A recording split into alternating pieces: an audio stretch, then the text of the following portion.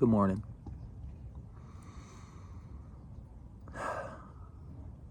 If you stopped looking, what would you find?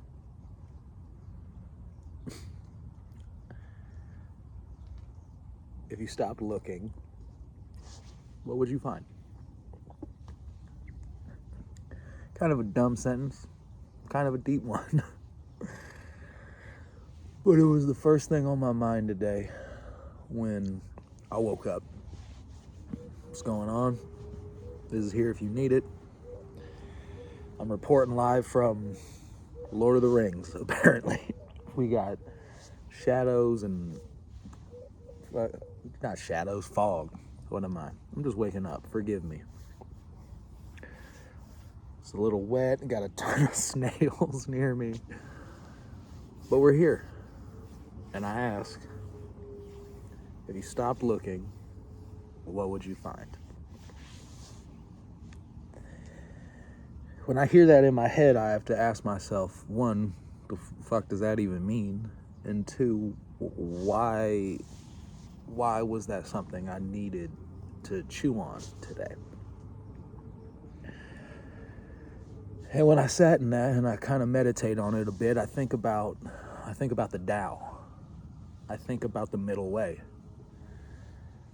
There's an amazing book. If you haven't read it yet, while you're listening to me, go read it, called The Untethered Soul by Michael Singer.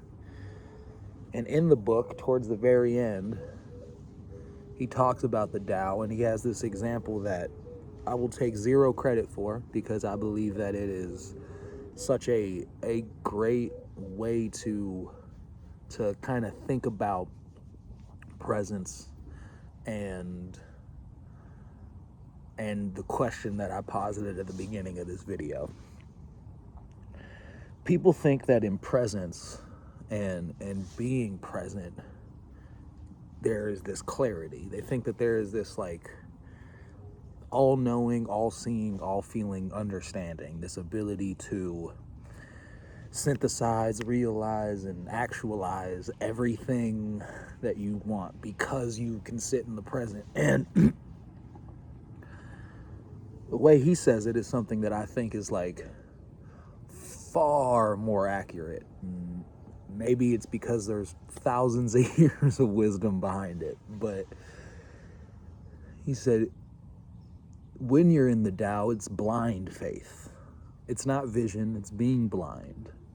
But that faith in that blindness is what allows you to see.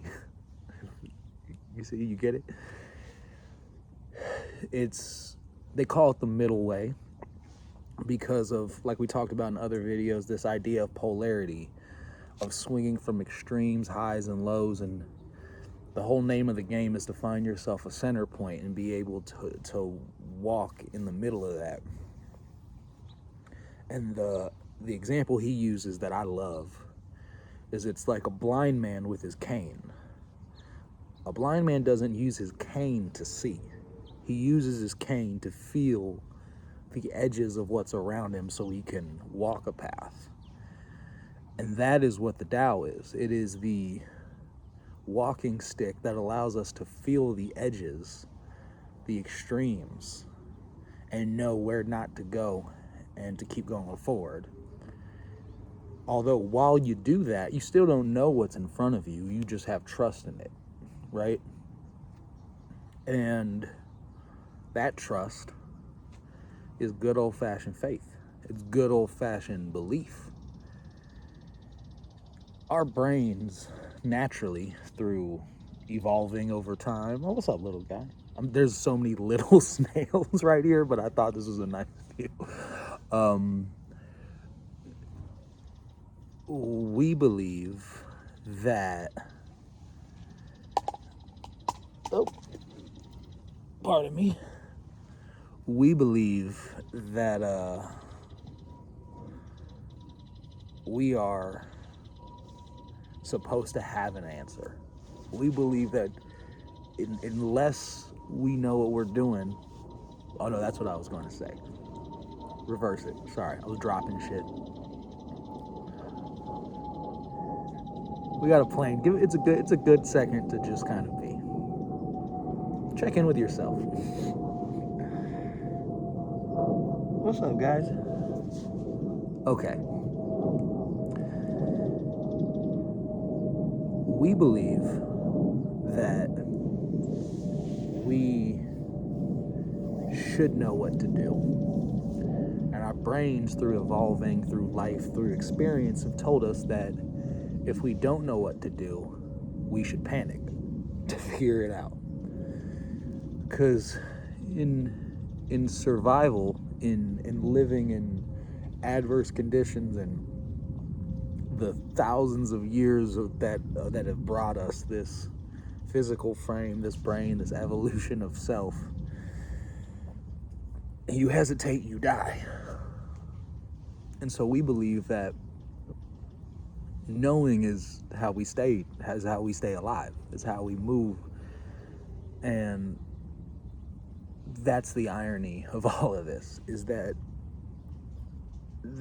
helps you maintain and grow, but it doesn't necessarily allow you the capacity to live in oneness with the Tao, right?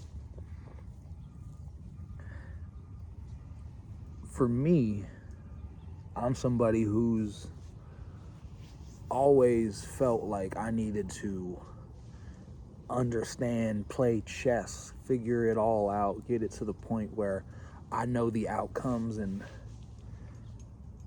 just in pure honesty, that's it is worked sometimes, and sometimes it for sure hasn't, right? And so today, when I ask the question, when you stop looking, what do you find? I don't necessarily know if it has an answer, because I don't think it's supposed to. I think that thinking like that requires us to set a baseline of how supported do we feel by all of this, by this world, by this life. I love referencing ancient books that people study all the time, because for something to sustain for thousands of years is unbelievable. It is truth in its purest form. And in the Bible, for example, when Jesus, or you get it, when Jesus says, he's talking about the birds, and he was like, the birds don't know when their next meal is coming. The birds don't fret over the weather. They know that it'll reveal itself. Are you not better than the birds? Are you not, does God not love you as much as the birds, right?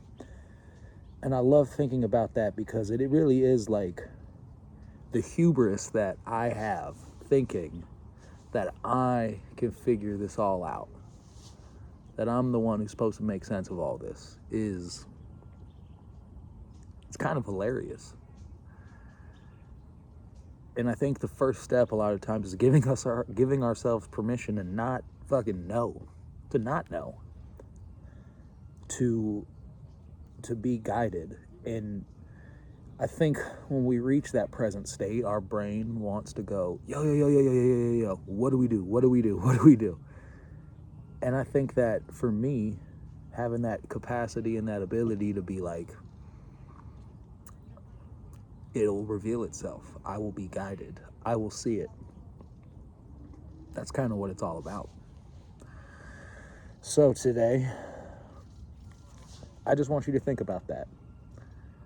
And I'm talking to me. Something I'm going to think about is, when I stop looking, what do I find? And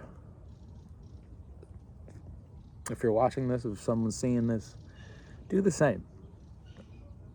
I don't know what your answer is. I have no idea. But getting still enough to meditate on that is kind of my marching orders today. What if it could turn out better than you even imagine? What if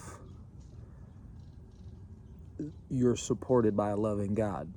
What if you're supported by a a sacred path? What if? It'd be pretty cool.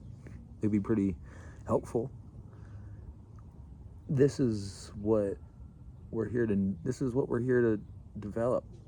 This is what I'm here to grow and trust. So yeah, that's really all I have. But it was just something that was rattling around up here this morning.